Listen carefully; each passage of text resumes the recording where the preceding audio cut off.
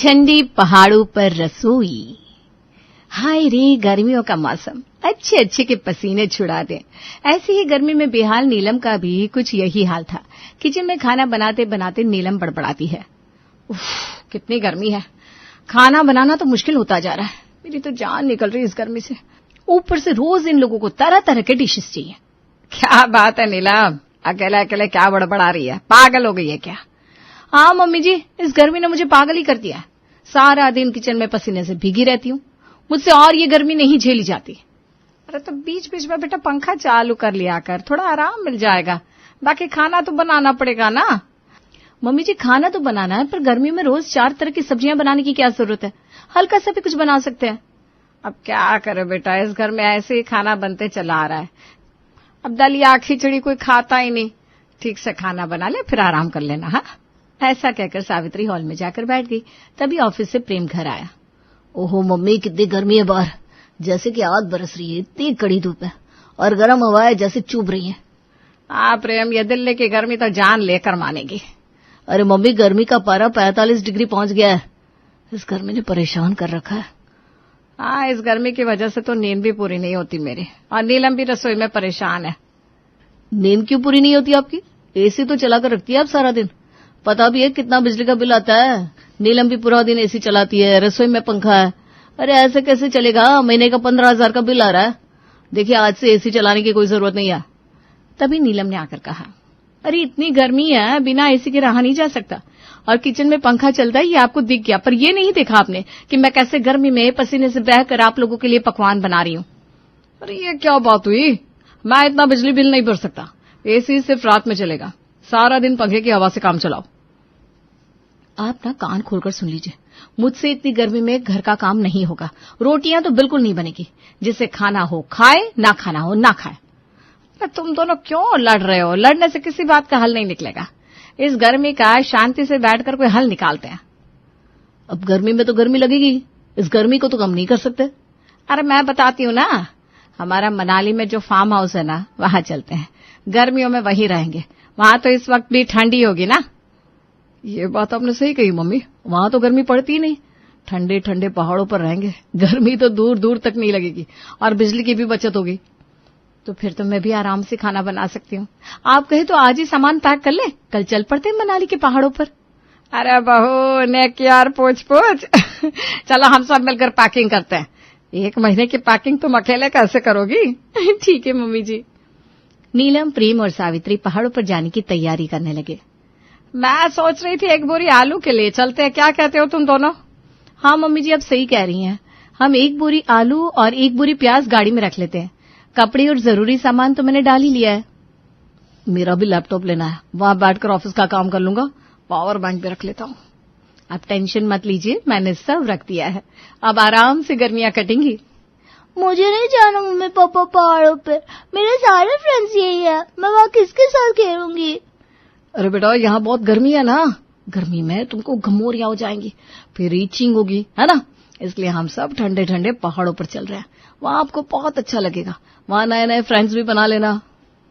ठीक है पापा, हम पहाड़ों पर चलेंगे, मैं गर्मियों के बाद अपने फ्रेंड्स के साथ खेल लूंगी। अरे वाह मेरी गुड़िया, तो समझदार होगी। चलो अब तुम सो जाओ, कल सुबह ही हमें निकलना है। ओके मम्मा, गुड नाइट। पिंकी सोने चली गई, नीलम भी पैकिंग करके सो गई।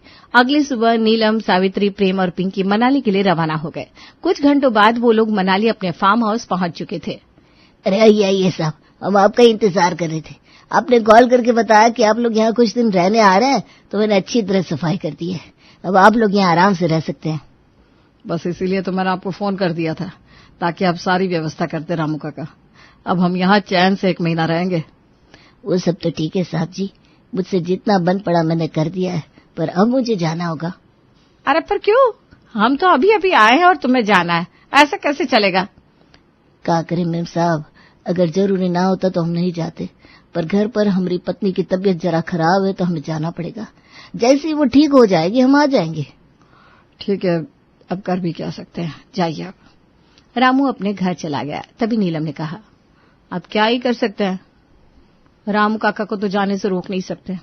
थोड़ी तकलीफ तो होगी, पर यहाँ गर्मी तो नहीं है कम से कम। बिल्कुल सही कहा बेटा तुमने। अब एक काम करो, चाय बना लो, सफर की थकान उतर जाएगी और ठंडे मौसम में चाय पीने का मजा ही कुछ और है। मम्मी मेरे लिए चॉकलेट मिल्क शेक बना दो, मुझे भूख लगी है। नीलम, चाय के साथ कुछ खाने के लिए भी लेती आना। यहाँ पहुंचे नहीं कि आप सबने फरमाइशें करनी शुरू भी करते। हाँ तो अब तुम कुछ बनाने से मना नहीं कर सकती, क्योंकि यहाँ गर्मी नहीं है। कि मैं लाती हूँ सबके लिए चाय नाश्ता।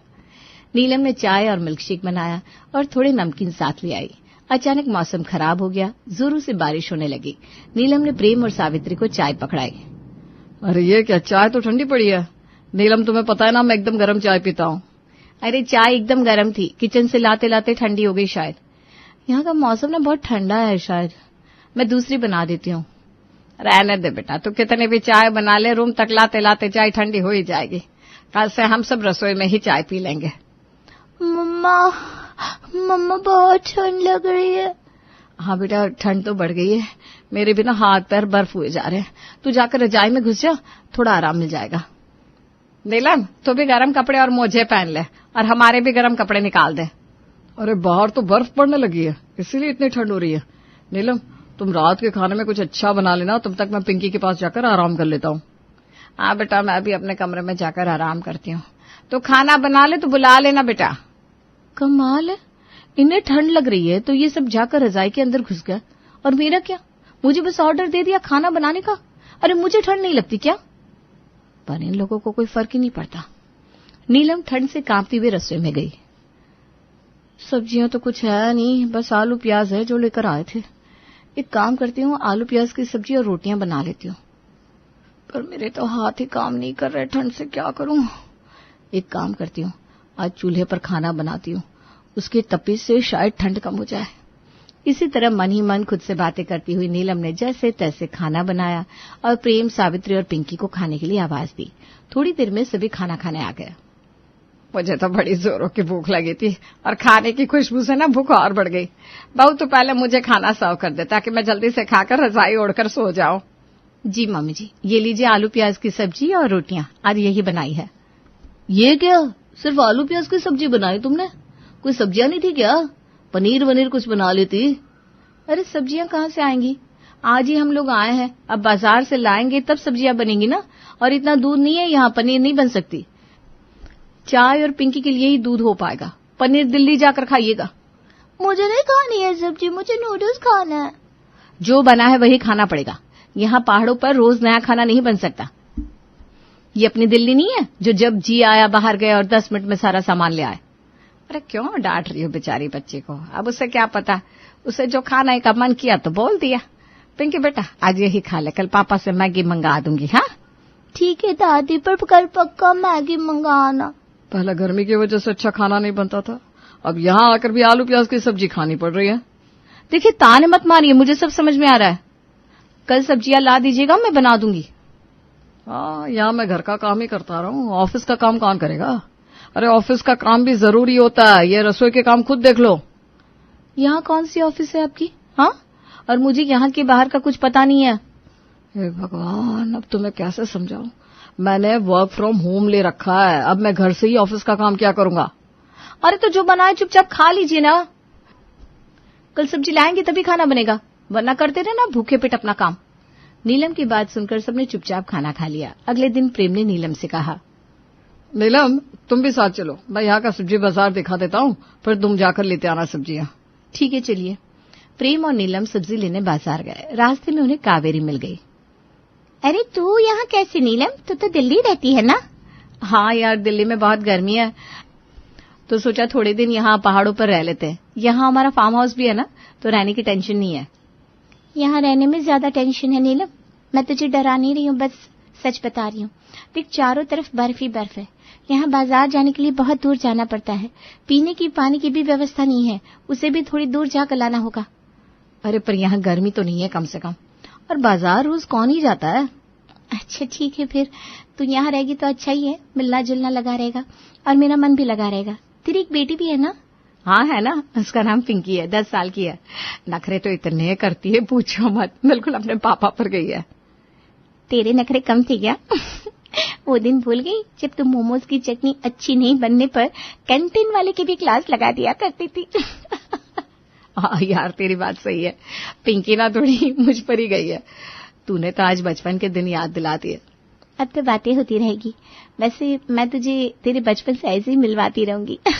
आऊंगी एक दिन तेरे फार्म हाउस पर पिंकी से मिलने। अरे जरूर आना।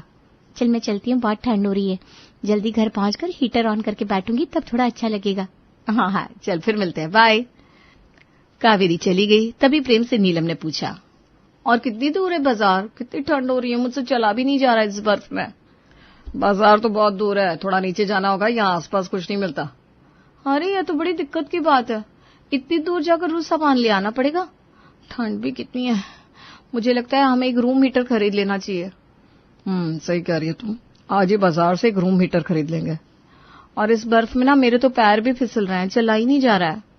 बेचारी नीलम बड़ी मुश्किलों से बाजार पहुंची, प्रेम के साथ सब्जियां और रूम हीटर भी खरीद लिया और फिर पहाड़ पर बने अपने फार्म हाउस पर आई।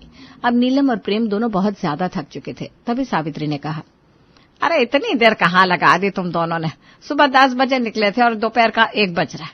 सब्जियां लाने तो गए थे, बाजार से सब्जियां खरीद कर लाए हो या खेत से सब्जियां तोड़कर? अरे मम्मी, आप इतना गुस्सा क्यों कर रही है? यहाँ बाजार पास में तो है नहीं, बहुत दूर पहाड़ों से नीचे जाना होता है, और फिर ऐसे बर्फीले रास्तों की आदत भी नहीं है। हाँ मम्मी जी, मैं तो बहुत थक गई हूँ। ऐसे पहाड़ों पर चलने से मेरा तो पूरा शरीर दर्द कर रहा है। आज खाना मुझसे नहीं बन पाएगा। एक काम कीजिए, आज का खाना आप ही बना लीजिए, और अब से जब भी मैं बाजार जाऊं ना तो खाना आपको ही बनाना पड़ेगा। क्या, मैं खाना बनाऊं? हाँ मम्मी, इसमें चौंकने की क्या बात है? आपके हाथ का खाना खाए कितने दिन हो गए, और सच में आज हम दोनों थक कर चूर चूर हो गए। आज तो खाना आप ही बना लीजिए। ज्यादा कुछ नहीं, बस दाल चावल बना लीजिए और साथ में भिंडी की सूखी सब्जी। हे भगवान, अब मुझे खाना बनाना पड़ेगा। दिल्ली में तो मैंने खाना बनाना कब का छोड़ दिया था। ये पहाड़ ना आए, आफत हो गई। एक तो इतनी ठंड है और इतनी ठंड में काम करना पड़ेगा। नहीं, मुझे नहीं रहना और पहाड़ों पर क्या करूं? प्रेम और नीलम का मन है तो रुकना भी पड़ेगा। क्या हुआ मम्मी जी, आप क्या बड़बड़ाए जा रही हैं? कोई बात है क्या? अरे नहीं बेटा, कुछ भी तो नहीं। मैं बस रसोई में जा रही थी, हमारे ठंडे पहाड़ों की रसोई में। बनाती हूँ सबके लिए खाना। ठीक है मम्मी जी, खाना बन जाए तो आवाज लगा दीजिएगा, मैं जरा आराम कर लेती हूँ। मेरी कमर ही टूट गई। नीलम कराहते हुए कमरे में चली गई और सावित्री जी अब इन ठंडे पहाड़ों की रसोई में खाना बना रही थी। तभी सावित्री ने प्रेम को आवाज दी, अरे प्रेम बेटा, सिलेंडर खत्म हो गया है, अब खाना कैसे बनेगा? तू जल्दी से सिलेंडर मंगवा दे। अरे मम्मी, बाहर बारिश हो रही है, यहाँ नजदीक में कहीं सिलेंडर नहीं मिलेगा, बहुत दूर जाना होगा। यहाँ आसपास तो कुछ मिलता ही नहीं है। अरे तो फिर अब क्या करे? खाना नहीं बनेगा तो खाएंगे क्या? सबको भूख लगी है। सिर्फ चावल बन गए, बाकी दाल सब्जी भी बननी बाकी है। बिना दाल के सिर्फ चावल कैसे खाए जाएंगे? तभी नीलम आती है, मम्मी जी क्यों ना हम लकड़ी का चूल्हा जलाकर खाना बनाए? अरे चूल्हा जलेगा कैसे? बारिश के कारण सारी लकड़ियां गीली हो गई हैं, अब चूल्हा नहीं जल सकता। मुझे भूख लगी है, खाना खाना है। चलो बेटा, आज तो ये सब चावल ही खाने पड़ेंगे। मैं इन चावलों में ना थोड़ी दही और चीनी मिला देती हूँ। पिंकी बहुत भूखी है, खा लेगी। हाँ मम्मी जी, यही सही रहेगा। इतनी ठंड में दही चावल ही खाने पड़ेंगे, और कर भी क्या सकते हैं। अब चावल भी बर्फ जैसे ठंडे हो गए और दही तो जम गया है। अब इतनी ठंड में ठंडे ठंडे चावल खाने होंगे। घर के सब लोगों ने जैसे तैसे ठंडे दही चावल खाकर अपनी भूख मिटाई। ठंड है कि बढ़ती जा रही थी, अब सब लोग ठंड से कांप रहे थे। सावित्री ने कहा, प्रेम बेटा, रूम हीटर चला दे, बहुत ठंड है। ये ठंडे चावल खाकर ना और ठंड लगने लगी है। हाँ मम्मी, हीटर तो चलाना पड़ेगा, वरना हम सब ठंड से बीमार हो जाएंगे। पता नहीं यहाँ के लोग कैसे यहाँ रहते होंगे। प्रेम जी, हीटर चलाने से भी बिजली बिल ज्यादा ही आता है, और फिर आपको प्रॉब्लम होगी, फिर आप गुस्सा करेंगे। अरे इतनी ठंड में हीटर नहीं चलाया तो हम इस दुनिया में ही नहीं रहेंगे। यहाँ रूम हीटर बिना नहीं रहा जा सकता। जैसे यहाँ ठंड से बचने के लिए हीटर की जरूरत है ना, वैसे ही दिल्ली में हमें भी गर्मी से राहत के लिए पंखे और एसी की जरूरत है। बिल दोनों जगह बराबर ही आएगा, पर वहां हम रहते आए हैं तो वो जगह हमारे लिए ज्यादा आसान है। 4 लोग अपने हैं, यहाँ तो कोई अपना सा नहीं लगता। नीलम ठीक कह रही है बेटा, वहां तो घर से निकलती ही कुछ दूरी पर बाजार है, जब जरूरत हुई 5 मिनट में सामान ले आए। यहाँ तो एक दूसरे के घर भी कितने दूर दूर है, ऊपर से ये बर्फ। यहाँ तो कुछ दिन घूमने आना ही अच्छा लगता है, रहने के लिए अपना घर ही ठीक है। अब ठीक बोल रही है मम्मी, मुझसे बिना ये रोज रोज बर्फ जैसा खाना नहीं खाया जाता। ऊपर से अपने मन का तो कुछ बन ही नहीं पाता। बाहर निकलकर कुछ खाने की सोचे तो बस थोड़ी दूरी पर मैगी और चाय मिलती है, इसके अलावा और कुछ मिलता ही नहीं। हाँ, और हमारे दिल्ली में तो कितनी चाट, गोलगप्पे, मोमोज की रेडियां होती हैं, जो मन करे खाओ। और खाना खाना हो तो रेस्टोरेंट भी पास ही में है। अपना घर ही बेस्ट होता है। मुझे तो दिल्ली की बहुत याद आ रही है। मम्मी मेरा भी मन नहीं लग रहा यहाँ, मेरा कोई फ्रेंड नहीं है, बाहर खेलने के लिए भी नहीं जा सकती, इतनी ठंड है। मम्मी पापा चलिए ना, घर चलते हैं, वहाँ मैं पूजा, डम्पी, टीकू के साथ जी भर कर खेलूंगी, मेरा स्कूल भी वहीं है, प्लीज पापा चलो ना। देखो अब तो मुझे भी लगता है कि हमें घर ही चलना चाहिए, यहाँ बहुत परेशानी हो रही है। लेकिन वहाँ एसी और पंखा दोनों चलेगा गर्मियों में, और आप बिजली बिल को लेकर बिल्कुल गुस्सा नहीं करेंगे। अरे ठीक है बाबा, चला लेना एसी पंखा। वैसे भी मुझे भी समझ में आ गया कि दिल्ली ही अपने लिए ठीक है, और इस कड़कड़ाटी ठंड से तो बेहतर दिल्ली की गर्मी है। नीलम तुम सामान पैक करो, हम आज ही घर जाएंगे। हाँ तो ठीक है, मैं पैकिंग कर लेती हूँ, पर एक बात कहनी है। ये जगह बहुत खूबसूरत है, और लोग यहाँ रहते भी हैं, पर बस हमें यहाँ रहने की आदत नहीं है ना। हम यहाँ आएंगे पर घूमने, घर बसाने नहीं। ठीक कहा बेटा तुमने, घूमने के लिए ये जगह वाकई बहुत सुंदर है। चल अब जल्दी पैकिंग करते हैं और यहाँ से निकलते हैं, वहां जाकर कोई ढंग का खाना खाएंगे। नीलम और घर वालों ने पैकिंग की, गाड़ी में सामान रखा और ठंडे पहाड़ों की रसोई को अलविदा कहकर अपने दिल्ली वाले घर के लिए रवाना हो गए।